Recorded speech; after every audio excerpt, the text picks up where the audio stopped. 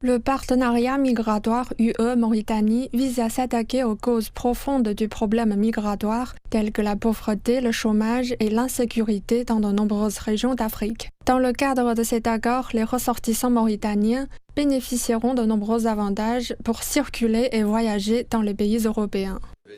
Les citoyens mauritaniens sont au premier rang des bénéficiaires de la signature de cet accord, car il aura un impact important sur leur vie quotidienne, compte tenu des différents aspects socio-économiques qu'il comporte.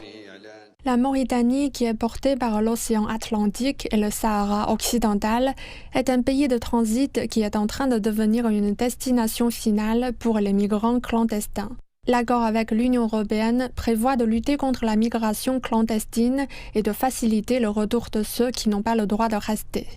J'insiste sur le fait que notre pays, la Mauritanie, ne saurait être une terre d'accueil ou de réinstallation de migrants étrangers en situation irrégulière. L'UE ne le souhaite pas non plus.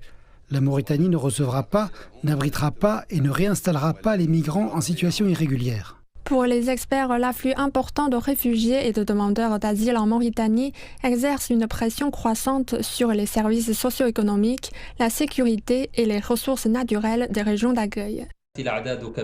Plus les chiffres sont élevés, plus les répercussions sur les infrastructures socio-économiques des régions d'accueil sont importantes.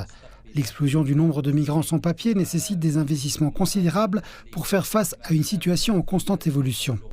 Des analystes mauritaniens estiment que le nouvel accord prend en compte les intérêts communs tout en respectant la souveraineté du pays d'Afrique de l'Ouest.